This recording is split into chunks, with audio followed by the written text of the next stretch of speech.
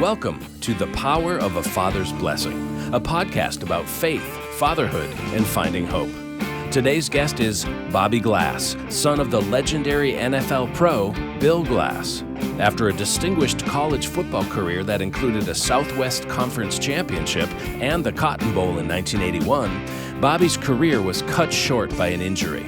He has since gone on to a very successful career in the real estate development business in Texas. And now, here's our host, Michael Nolan. Hey everyone, Michael Nolan here, and glad that you're joining us today on the podcast. Man, I have an exciting guest with us today. It is none other than Bobby Glass, the son of Bill Glass, who was the inventor, you might say, of the power of a father's blessing. He wrote a book, he preached a message, and now we get to see if all of that was true, because we get to talk to one of his children, Mr. Bobby Glass. Thanks for being with us today, brother. Oh, you're welcome. It's a pleasure to be here. Yeah, that's great. Hey, tell everyone just a little bit about Bobby Glass. What are you doing now? What are you up to? And just how's life going? Well, life's going great. Right now I'm doing a lot of development in the Midlothian area. Yeah. Basically, I buy land and take it through the entitlements and then put in all the road, water, and electric in these subdivisions. And then I have a bunch of builders that I sell my lots to. So I'm basically a real estate developer. Well, now, but I took a minute to explain that because there's a lot of different facets of real estate development. Absolutely. But how in the world did you get into that? Well, back in the day, I was trying to figure out what I was going to do after I got injured down at Baylor. Yeah. And because my dream was to follow my dad into the NFL, and I got hurt right before the draft. And so I was trying to do something that would really challenge me. Yeah. And so I started praying and dreaming and talking with my dad, my mentor. Yeah. And, I came up with real estate development. Of course, Dad was just gung-ho, as he is on everything, and I'm like, wait a minute. You can teach me how to play football. You can teach me how to be a Christian, and teach me how to be a preacher, I'm sure, like that. But I said, do you know anything about real estate? And he goes, Bob, I know absolutely nothing, but I believe in you. So that's great. That's kind of how I got started. Well, he could add that to his resume, right? He was right a partner there in the real estate. Yeah. I heard you were a heck of a football player in college and on your way to the pros, and you just mentioned something. You got injured, and that must have been just, oh man, it was devastating, Michael. I growing up in an NFL locker room there in Cleveland, Ohio, and guys like Jim Brown and Milt Morin and Frank Ryan were all like household names, and Jim Brown lockered right beside my dad, and so I grew up in the locker room taking the tape off Jim Brown's ankles. So, it was a lot more real to me than it would have been the normal guy because I lived Dad's NFL career with him. Me and Billy would go every Saturday for they'd have a bump thump workout before the games on Sunday, and there would be a Blank Collar was head coach at Cleveland, and there'd be a more fierce tackle game going on the sidelines because it was a bump thump workout for the Browns. But, that's great. But all the players' kids were over having a full-blown tackle session game on the sidelines. So that's how that kind of came about. So you didn't really, and please know that I mean this with nothing unusual, but you didn't have really a normal childhood upbringing, but you had a dad who's in the NFL, and you're getting to experience a lot of it. But what was the relationship like with your father?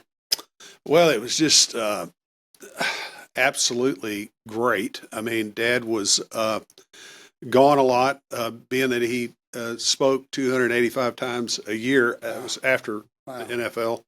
But during the time he was in the NFL, he was going around speaking and giving his testimony. And so if he wasn't practicing or playing in a football game, he was out speaking. Yeah. And so, we didn't have a whole lot of time with Dad, but the time that we did have with him was super quality. Yeah. And when he was there, Michael, he was there. Yeah. You know what I mean? Dad was there. Yeah. But that had an effect on you and Billy and Mindy and Miss Mavis as well, I'm sure, not having him there that much. Yeah, he always apologized for not giving us quantity of time, but I always just looked at him and I said, Dad, we know where you're at.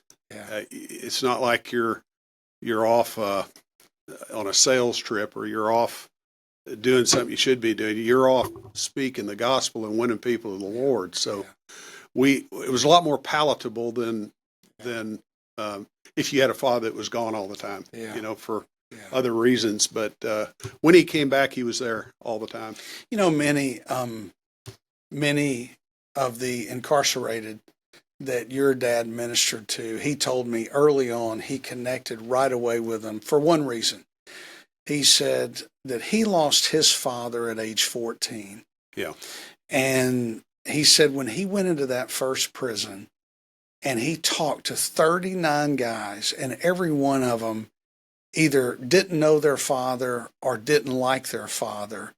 But your dad loses his dad, gets a lot of great substitute fathers through coaches, through another gentleman that invested in your dad's life. How did you see that affect him and his fathering to you guys? Yeah, I kind of think it had a huge impact on Dad, because the substitute, he found himself in football and in sports. Yeah. And so the guys that stepped in were coaches and people that were positive influence, a lot of Christian guys. And so Dad had some dynamic people in there. Coach Bridges, his high school coach, jumped in there and really helped him a lot. Yeah. And took him underneath his wing and challenged him. And because he wasn't just a hugely talented athlete in junior high and in his sophomore and freshman and sophomore year in high school, but he kind of came into his own his junior and senior year in high school. Yeah. And I think it's largely because of the work ethic that he had and these guys that mentored him. Yeah. Yeah, that's great. So I think they had a huge impact on him. Yeah. And his coaches too. Yeah, his coaches. Yeah. Yeah, that's good. Now you got kids of your own. Yeah. How many do you got? Okay, I got three. I got Three? Hunter that's 35 and Brooke that's 33. And then I got Monroe that was 23. Okay. And she was planned. That's great. How did being raised by an NFL player and as you said, he was gone a lot when y'all were young, but when he was there, which is important. How do you think that's impacted how you parent your three? Well, I think it's, Dad always said, I wish I could have given you more quantity of time. Yeah. And of course, the time he gave us was hugely quality, but he said, he always felt like he wished he could have given us more quantity of time. So I felt blessed in my business that I was there every night. Yeah. So I was able to, do what Dad couldn't do as far as being there every night and helping pick them up from practice and, take them to school and throw the football with Hunter and be at Brooks games and Monroe's games. And that's stuff that Dad would have definitely been there had he not been speaking. Sure. But when you have a guy like Bill Glass and that's anointed and the talent he was in the NFL, somebody's got to give. Something's got to give a little bit. But we always knew that he was out winning people the Lord, so we never really worried about it. Yeah, that's good. So there was a picture that I think it was in one of the books or something I came across. I think I texted. Did Billy tell you this? No, but I texted it to you guys. Had to check. And it was your dad's in the middle, and you and Billy are flanking him wearing like some yellow pants and a black shirt. Yeah, that was at my ranch in Cotulla. Was it? Yeah. And so what's the story behind that picture? Billy had invited us to go fishing out on the coast. Okay. And I had a place in Cotulla, so we went fishing with Billy for 2 days. And I said, well, if we're going to go fishing with Billy, Dad, Billy, you and Dad have to come to the ranch for 2 days. So that's how we wound up. Okay. And Hunter actually took that picture. Oh, is that right? Really, out of all those stories, you started talking about being in the locker room. What's your favorite story from being around the NFL? Probably my funniest story is that I was 6 years old in Cleveland Brown locker room. And it was after the game, and it was like Dad's second or maybe first or second year at Cleveland. And so I had seen people slapping other athletes, slapping the athletes on the butt, like, when they came in, good game and everything. Well, Jim Brown, his locker right beside Dad, because they were both All-Americans together in 56. And then Dad went to Detroit, then he got traded back to Cleveland. Yeah. So he's like in his second year at Cleveland, and Jim's there, and he gets undressed. He's going to the shower, and here I am, a 6-year-old, and I slap him on the rear and said, "Good game." And he turns around and looks at me like, "What's going on here, Bill?" What He said, "Bobby, you don't do that when the man doesn't have clothes on." They told me. And fast forward about however many years, that's great, 40-something years, we're in Cleveland, and Dad's getting put into the Ring of Honor there at Cleveland, and I see Jim, and he says it to me straight up. He says, "You still slapping people?" I said, no, that was the first and only time I was 6 years old, Oh, that's Give me a break. It's great. Oh, that's good stuff, man. Yeah, that's awesome, man. His locker being right next to Jim Brown. And your dad was on 4 Pro Bowls, and I got something in my office that it was something that he just showed me and said, "Here, keep this." It was the lineup of the All-Star team on both divisions. I mean, Y.A. Tittle, Dick Butkus. That's right. Jim Brown. Alex Karras, Jim Brown. Bob Lilly. Bob Lilly was right beside him in that picture. Yeah, he played with the greats, and he was one of the greats. That's for sure. I want to ask one other question. You played at Baylor. I have heard many say that not only were you just a great football player in college, but you were on your way to the pros. There was no doubt about it. And then you had an injury. It took you out of playing football, and many people would just say, "Well, what do I do now?" And I want to know how you dealt with that, and where was your father? Where was Bill in all of this? That's a great question, Michael. I mean, it was devastating, and I mean, one week you're looking to go, and the next week you're out, and I mean, my injury was one that wasn't one that you could rehabilitate, so. I went through a lot in my 20s, and that was the time when Dad was kind of with me a whole lot. Because he knew I was hurting, and I made some bad decisions and did some things that I shouldn't have done, and got messed up in a few little things that shouldn't have happened in my life, and I got down about it, and I came to Dad probably when I was 25, 20, almost 26, and just said, "Look, man, I'm just so upset about this. I'm so upset about that." And Dad looks at me and says, "Man, what you need to do is just get your priorities right and start thinking about what you're going to do in your life. And you're young. You have the rest of your career in front of you, and your whole life is in front of you. And listen, I forgive you. God forgives you, and if God can forgive you and I can forgive you and you can forgive yourself, the sky's the limit, and you're a champion, son. Now let's start acting like it." And then he said, "Let's go. Next case. What do you want to do with your life?" And most fathers at that point would probably kind of exit stage left. But not Bill Glass. His next thing that he said to me, he looked me dead off in the eyes and he says, "What are we going to do?"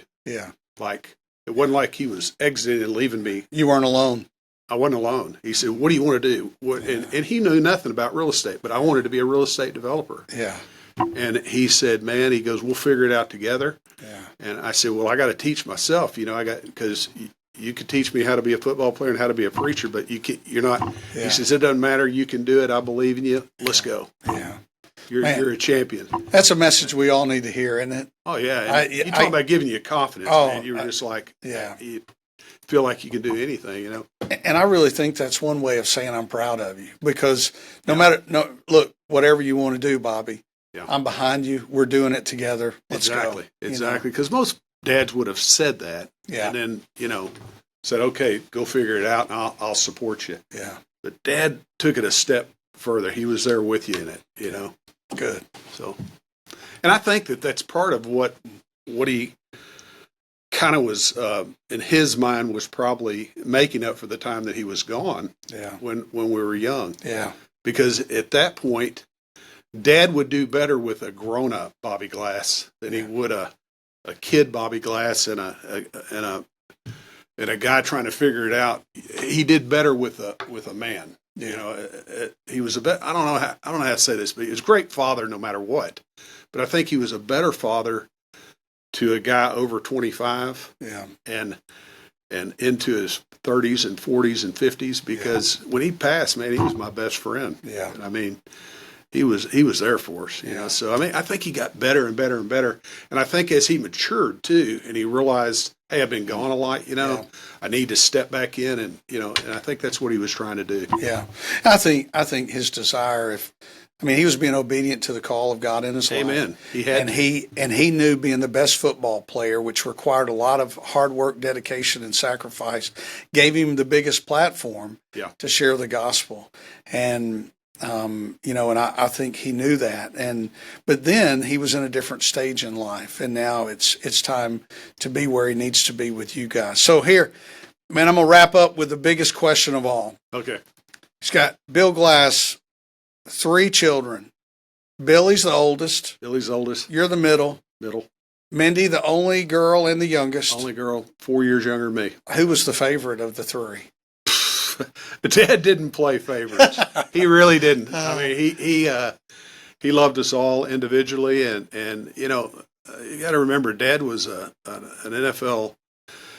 He was a evangelist and a man of God, but he also was an NFL star, so he was tough as a boot. Yeah. Okay. Yeah.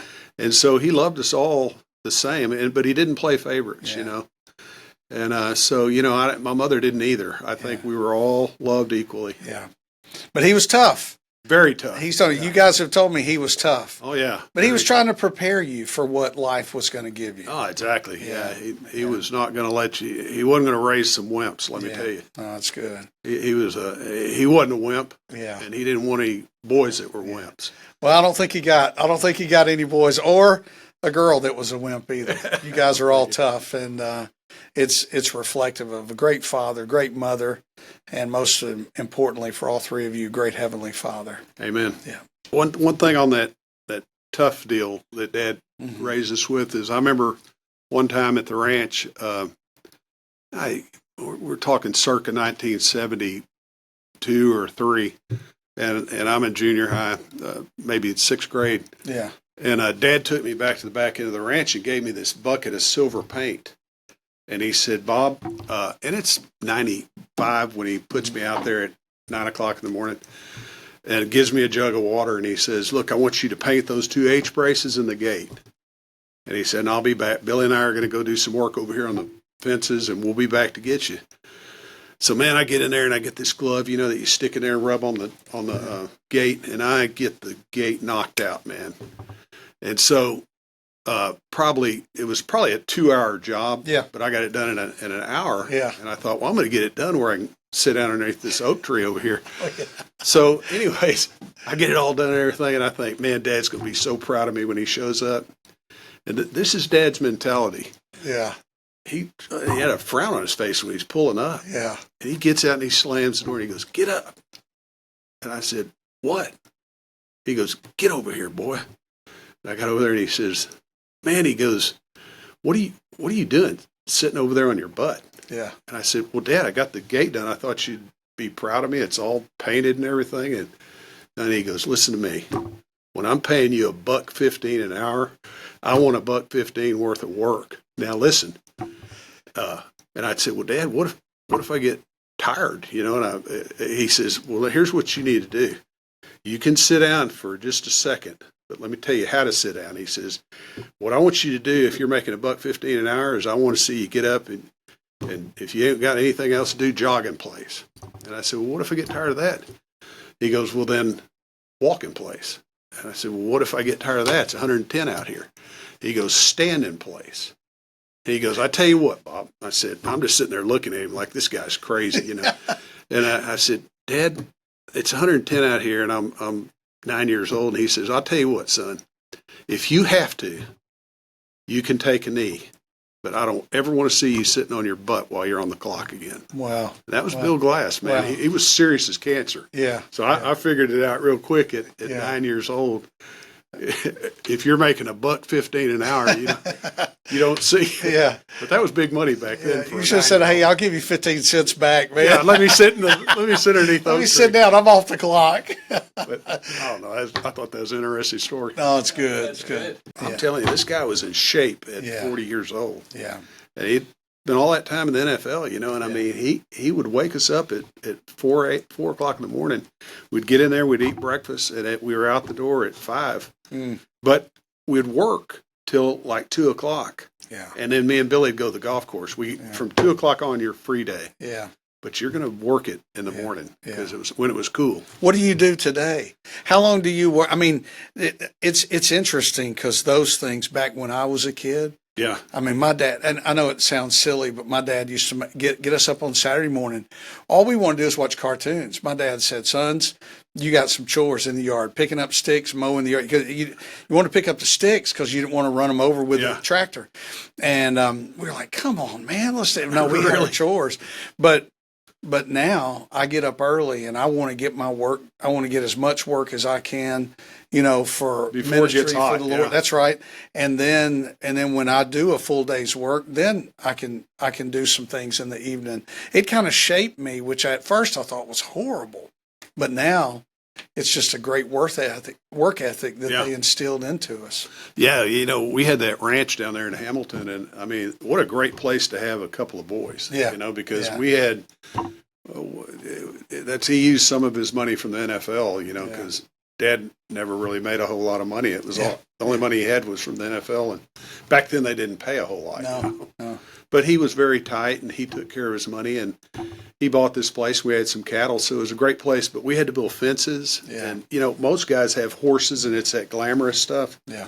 We brought the cattle in. It was like 1,800 acres, so we brought all the cattle in on foot, and we had 250 head of cows, and we would walk them in, and then we'd all work them by hand. We didn't have fancy cowboys and Wrangler jeans and all.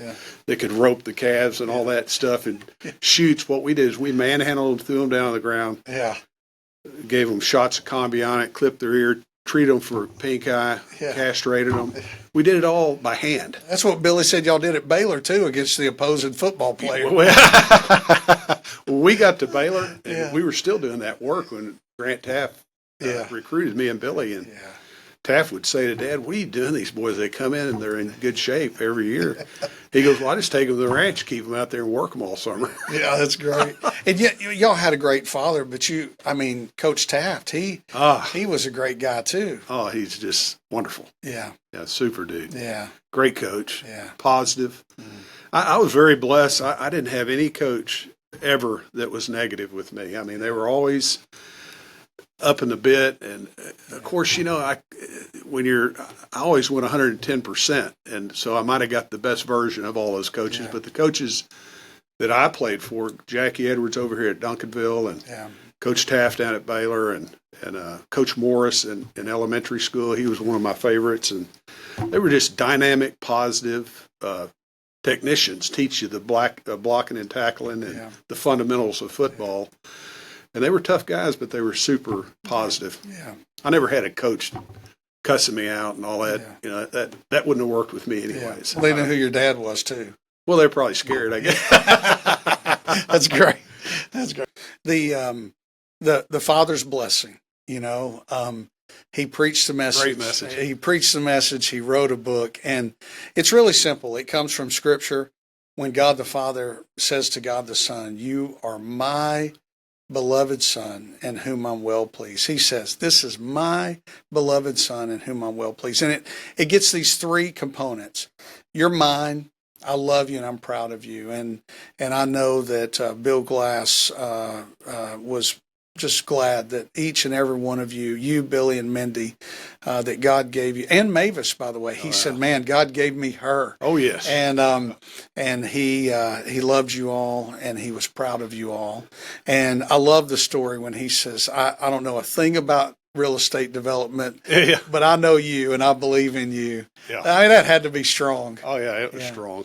Yeah, and so you got to see that modeled. Well, brother, listen, thank you for coming and sharing just a little bit with us. And what we hope that this will do is the message that God gave Bill so many years ago will encourage and challenge other fathers. There's only one perfect father, and it was God the Father. And but we can be better fathers and better men if we will learn how to give and receive that blessing, by the way. And so thanks for being on with us today. Yeah, you bet, Michael. All right, brother. Thank you, man.